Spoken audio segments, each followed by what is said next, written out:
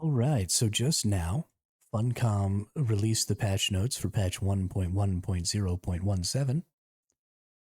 This is the Deep Desert change for PvE and PvP balance. And I'm so confused by this, it's not even funny. So we're going to read through this a little bit, and then I'm going to tell you why I'm confused and why I think this is absolute garbage, and why I'm kind of losing a little faith in Funcom's ability not just to fix the problems with their games, but to identify what the problems are. So the PvE area has been adjusted to encompass the entire southern half of the Deep Desert map. This is halfway through row E, as they mentioned on the Discord. This means that players who have no interest in PvP should be able to find what they want without engaging in PvP. Imperial testing stations, caves, and so forth found in this area are thus now PvE. Control points and shipwrecks will, however, continue to be PvP throughout the entire map, which means you will find localized pockets of PvP within the PvE section still, similar to how shipwrecks are PvP in Haga Basin. To retain the risk versus reward setup for the deep desert, the density of resources increases the further north you go. This includes high density clusters of valuable resources. The largest spice fields will also spawn in the north. The majority of control points will exist in the northern part. As part of these changes, we've made some balancing adjustments in the deep desert. The lower half of the deep desert now offers PvE loot that is balanced towards shared loot and PvE activities. You may find better loot in the more dangerous PvP area located further north on the map. In the PvE area, for example, each player gets their own loot and can expect to receive one schematic. In the PvP area, loot is distributed on a first-come, first-served basis with higher quantities of everything. Players can expect to find 2 to 6 schematics there, which are among the rarest. Plasteel plates can only be found in PvP zones, so mad. The amount of active medium spice fields have been reduced from 8 to 5. I assume they're just taking a bunch out of the southern half of the deep desert. The number of active small spice fields has increased from 20 to 22. Again, I'm assuming they're adding some to the lower half, the PvE half. The spawn rate of titanium and stravidium has been reduced in the PvE areas so that large quantities only spawn in the far out PvP areas. So titanium and stravidium were already pretty sparse in the bottom half of the deep desert. So if they're even reducing that again, this is going to be a huge hit. The number of nodes in resource hotspots in the PvE part of the map has been reduced.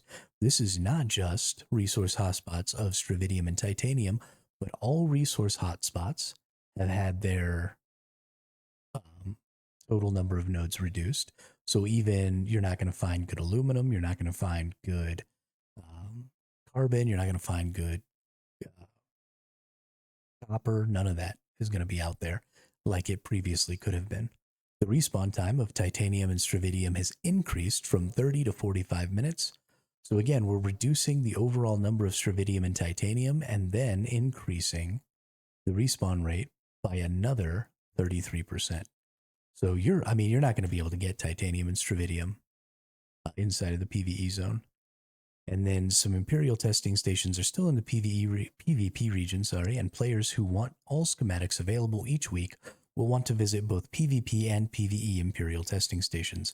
Keep in mind the loot in them rotates each week, so even if you're not interested in PvP, you could obtain it at a later date if you're not able to trade for it or buy it off the exchange.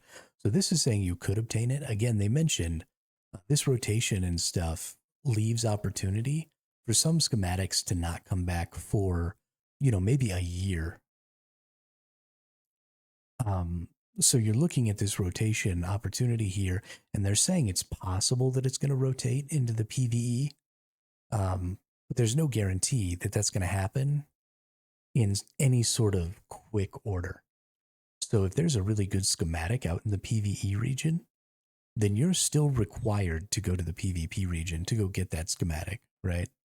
You can't just like have one of the best weapons in the game spawning in the PvP region and then tell people, well, go buy it off the exchange. For what, a gajillion Solari? No, I'm not going to do that. So let's talk a little bit about why I'm so frustrated with this change. I'm frustrated with this change because the devs don't seem to understand the problem with their deep desert. And the problem with their deep desert is right here: risk versus reward. We've seen a bajillion games try to use this risk versus reward system, and they've all failed. And the reason risk versus reward fails is two things. Number one, it disproportionately punishes casual and bad players. If you have a risk versus reward system, then the worse you are at the game, because either you don't play very often or you just happen to be bad at video games, the worse you are at the game, the more punishing this system is to you through no other mechanic, right? It has nothing to do with anything going on. You can be following the same strategies as everybody else. You can be running the same build as everybody else. You can be doing all of the things that all of your favorite streamers, that all of your favorite content creators are doing, right? You can be running it down 100% every single time, following the strategy to a T. If you can't click the buttons as well as someone else, because you don't play as often, so you don't have the muscle memory, or because you're just not as coordinated, you will get punished more by this system than anybody else out there. And that means that your risk is higher and your reward is less. So the best players in the game get less risk, more reward, and the worst players in the game get more risk, less reward. And so all you're doing is you're punishing new players, right? If you've never played the game, you just start Dune. Say Dune's been out for a year, and you just start playing Dune, then you're going to be worse than basically everybody else out there. You get to the deep desert, you go out into the deep desert, and you get the absolute snot kicked out of you. Are you maybe going to get better at the game? Absolutely. But why are we punishing the newest players more than we're punishing anyone else, right? Because so the punishment isn't different, right? The risk is technically still the same and the reward is technically still the same. If I go into the deep desert with an ornithopter, I might lose it. If I go into a testing station, I might get some schematics. And that doesn't change on a player-to-player basis, but the instances of loss and the instances of gain drastically change based on your skill and based on your time investment in the game. And that just alienates tons and tons and tons of players. Risk versus reward is extremely stupid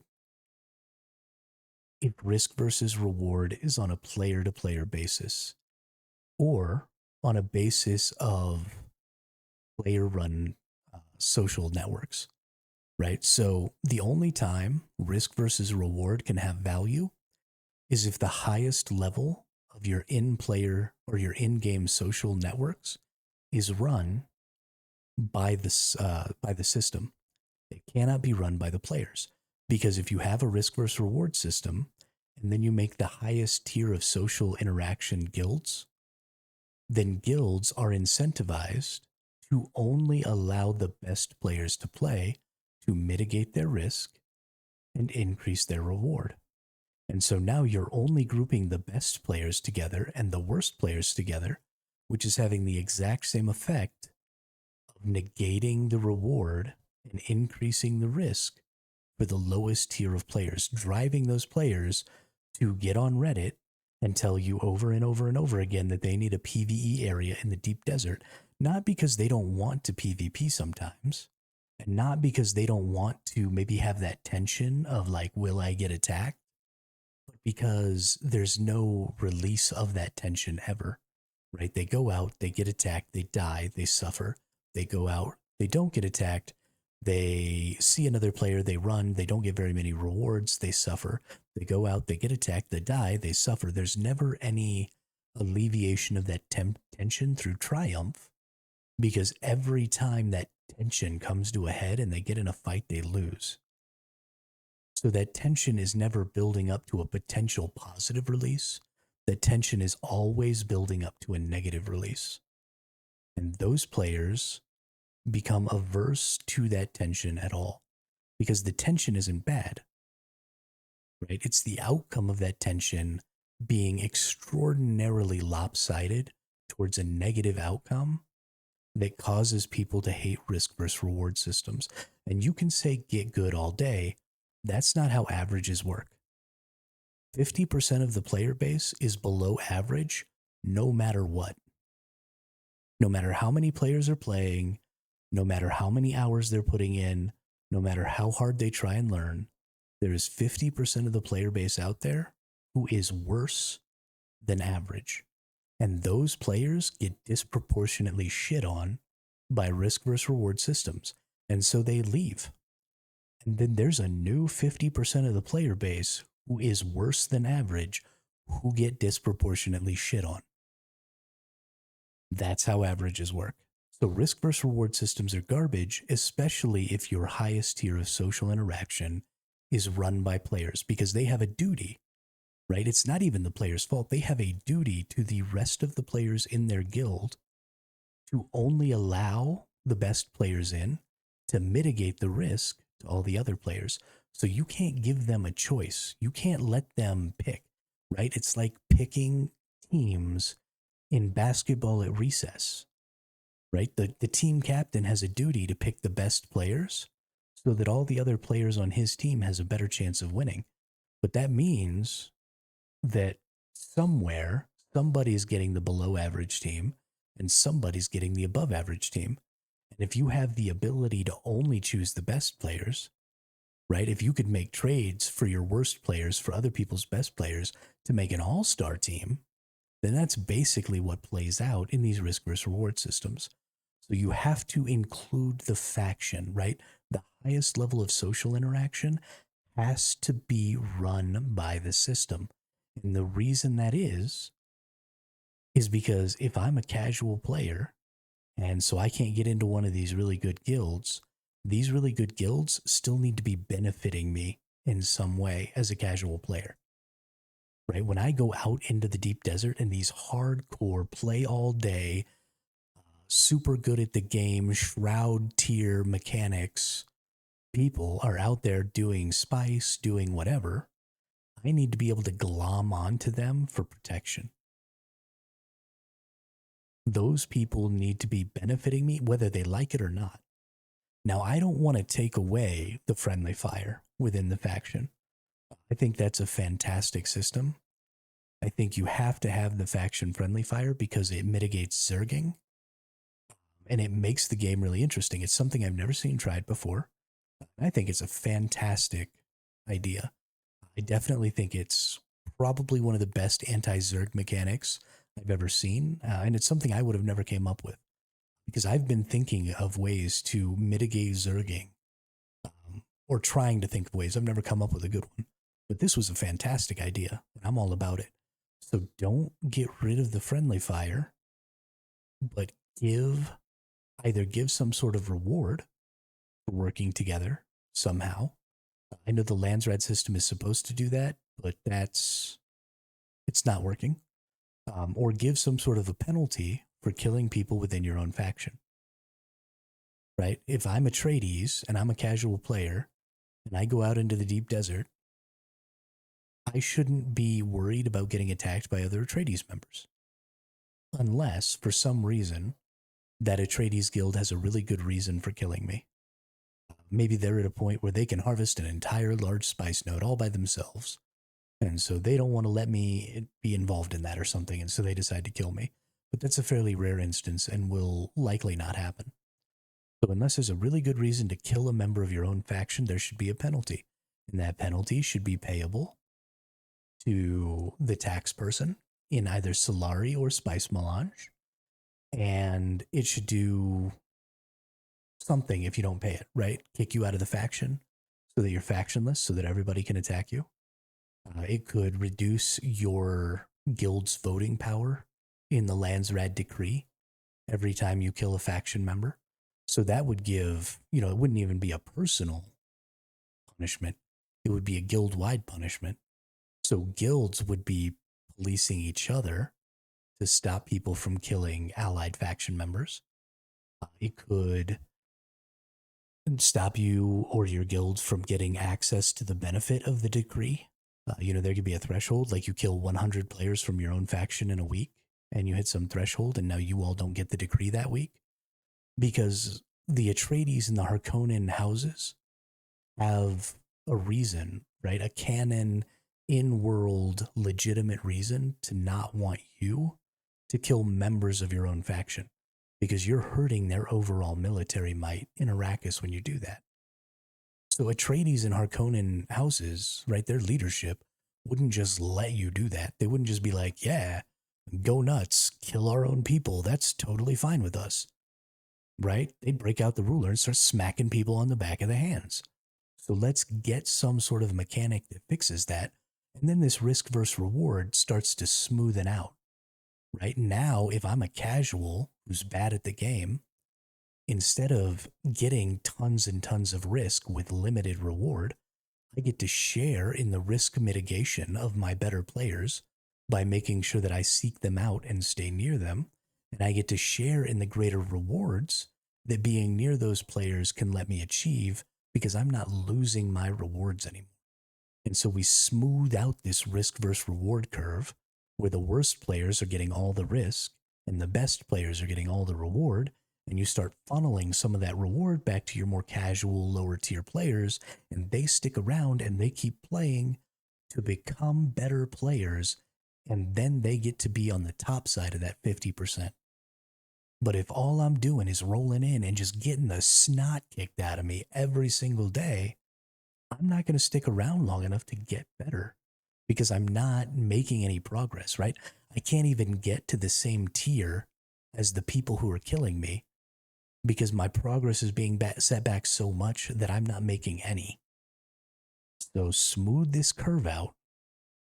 Smooth more risk and more reward is not the answer. Less risk and more equal reward is the answer, right? Tension is fine as long as that tension results in both positive and negative outcomes. But when the negative outcomes drastically outnumber the positive ones, people quit playing.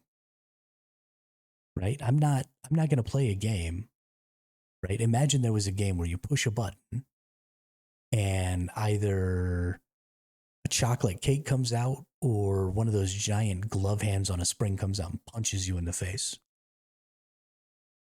If 80% of the time you press that button, you got punched in the face instead of getting a piece of cake, nobody would push the button.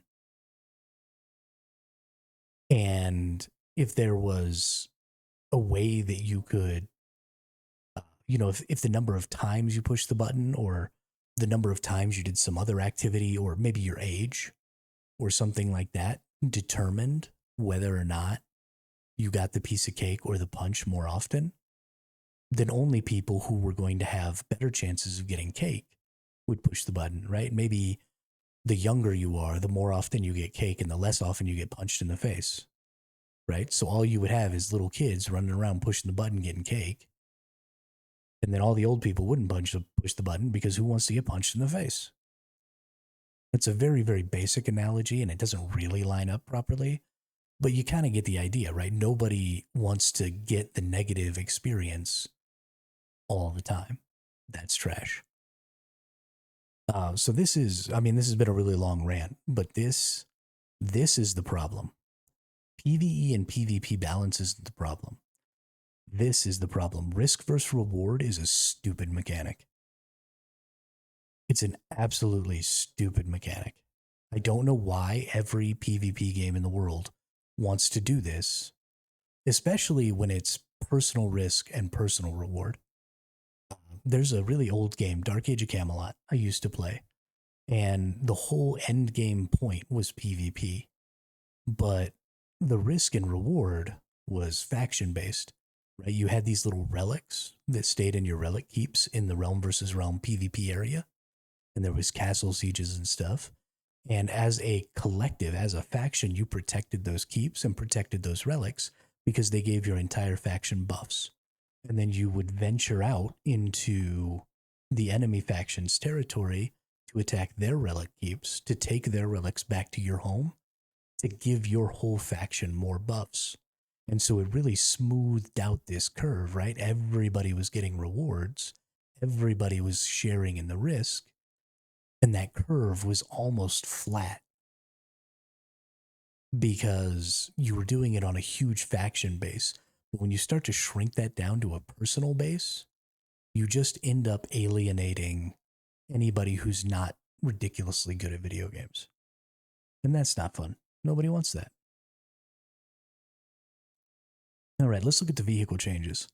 We have begun work on the outline changes to the Scout Ornithopters. Equipping a rocket launcher module will now decrease the top speed of your Ornithopter. For Scout Ornithopters, the reduction is 20%. For Assault Ornithopters, the reduction is 10%. So this is interesting. So the effect is actually less for lower tier Ornithopters. So, because it's a percentage. So a Mark IV Ornithopter can glide at 160. You reduce that by 20%, you reduce it by 32 points. So 160 minus 32, it's actually like 162. So you reduce that by 32, you're going to be down to 130. But the Mark VI Ornithopter wings allow you to glide at 180 kilometers per hour. So you reduce that by 20%, and you're getting 36. So actually, the higher tier of wings you have, the more impact this has on you. So you reduce that by 36, you actually come down to 144. Yeah, so at that point, instead of moving 20 miles per hour or 20 kilometers per hour faster than a Mark IV wing, you're only moving 14 kilometers per hour faster than a Mark IV wing. So that's a pretty interesting change, and really makes it, if you go out there with the intention of fighting in combat, it really seems like they're trying to shrink the gap between the tiers a little bit here by using percentages. And then for the Assault Ornithopters, the reduction is 10%. So the Mark IV Assault Ornithopter with attached missiles, normally the Mark IV wings glide it, or Mark V wings, sorry, glide it at, I believe, 150 miles per hour or kilometers per hour. So you're losing 15, so you're going down to 135, which is 5 kilometers per hour faster than Mark IV. Let's see, Mark V Scout Ornithopter wings are 170 miles per or kilometers per hour. You reduce that by 34. So you're down to 146. So the Scout Ornithopter is actually still going 2 kilometers per hour faster on that tier. And then the tier 6 wings on the Assault Orni, I think, give it 160. So you're losing 16. So you're again going down to 1. Oh, I'm bad at math. Yeah, so you're going down to 144. From the previous, you were going down to 134. So now you're down to 144. The 180 is being reduced. Yeah, so at Mark 6, they're actually going the same speed. The Assault and the Scout should be going to 144 miles or kilometers per hour. Which doesn't make, yeah, I guess it does make sense.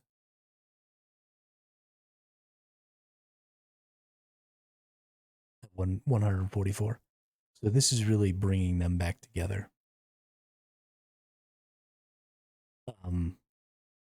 I like that the info cards are going to change this, and I'd like to see more changes like this, right? If you have storage capacity, right, that doesn't just need to change how much you can put on your Ornithopter. There's all kinds of things that changing the modules, the shape, the loadout of your vehicles can change all kinds of stuff. Speed is just one of them. You also have inertia, right? You've looked at, if you've ridden the Scout Ornithopter and the Assault Ornithopter, you'll have noticed that the inertia of the Assault Ornithopter is drastically greater than that of the Scout. And so if you're flying, if you're in a dive and you go into your Thopter mode, your helicopter mode on the Scout Ornithopter, you almost stop exactly where you are in elevation. or in altitude. And if you hit that on the assault ornithopter, you just keep plummeting towards the ground because you have so much inertia and it's taking a while for your wings to catch up. So adding some sort of inertia stat to um, storages or, just whatever it is you can try and do. There's all kinds of different things that you can have affect the way, not just the air, but also the ground vehicles work. So I'd love to see them really fill out those stats and not be so binary with, okay, it's a storage module. All it does is increase storage capacity. Okay, it's a missile module. All it does is launch missiles. Okay, it's a thruster module. All it does is add speed, right? There's all kinds of stuff that happens secondarily and tertiarily to a vehicle based on how those modules are being implemented. So I'd really love to see a second pass done on just the whole vehicle module system to make it more comprehensive. Exiting ornithopters midair will now cause them to drop straight down instead of gliding away. This should decrease the chance that you lose your ornithopter upon disconnecting from the game or exiting by accident your ornithopter midair. Yes, we've seen the videos. I'm actually kind of sad about this because I kind of wanted to jump out of my ornithopter and ghost ride my whip while shooting rocket launchers at people. I thought that was going to be super dope. And so now I can't do that anymore. I'm a little sad. There is an edge case that if your vehicle ends up in the quicksand, you might not be able to interact with it if you are also in the quicksand. So the workaround is to try and get on top of the vehicle to interact with it. This will be fixed in the very next patch. Fantastic. Visiting, we removed the restrictions when visiting other sieges. Before this change, players had their home sieges and could visit other sieges in the world but couldn't claim land. Now any player can go to any siege in their world and claim land wherever they want. I think this is great for guilds. My guild was having a little bit of trouble before I ended up leaving, trying to get everybody into the same siege. We had, the entirety of the Odom was completely empty and we were going to make a big city there. But a lot of people were waiting for their siege, for their ability to be able to claim land on the siege. And so we never got around to being able to do that. And it was kind of sad. So I'm glad to see this change. But this is entirely the wrong direction, right? This is a very small step in the right direction. And this is a fantastic change. So I'm really, really concerned based on this about Funcom's ability to identify what the actual problems with their game are and how those can be fixed in the future. Because this ain't it.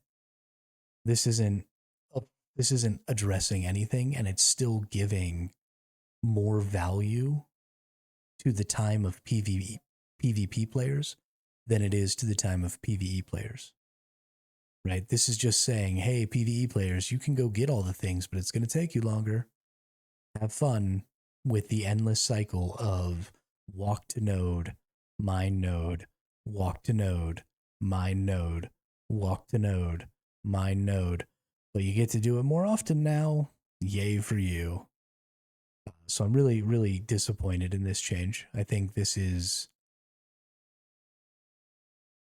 totally, totally tone deaf to the problem.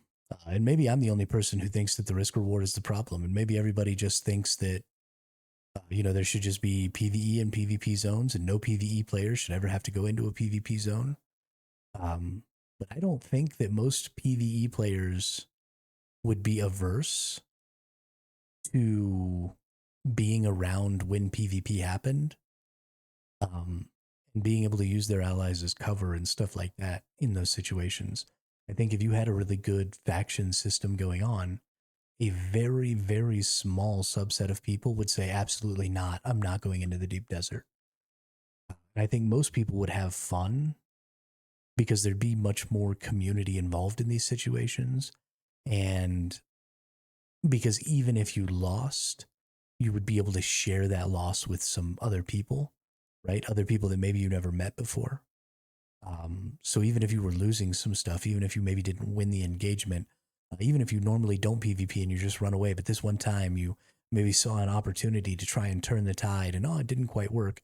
There's still other people out there who you can commiserate with, and that makes the loss feel a lot less bad.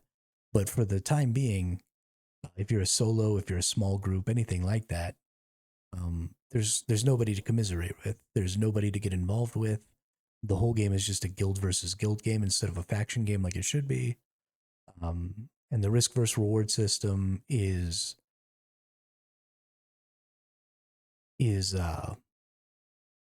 excessively punishing to smaller, casual, less skilled players when you don't have a faction to rely on. So fix the faction system and then start looking at increasing the PvE area. Right? If we still want PvE area after that, that's totally fine. But this is not the first step, right? This is a garbage tier step. The first step is make your game mechanics actually function the way they're supposed to before we start looking at drastically changing the layout of things. That's insane. So I hope that Funcom makes some other changes to the faction system and actually fixes, how their PvP and Landsrat and stuff work. If they do, I think this game is easily going to be the best game I've played in 2 decades. But if they don't, it's not, and I'm going to be sad. So, I'm loving the game so far. If you enjoy the video, don't forget to like and subscribe.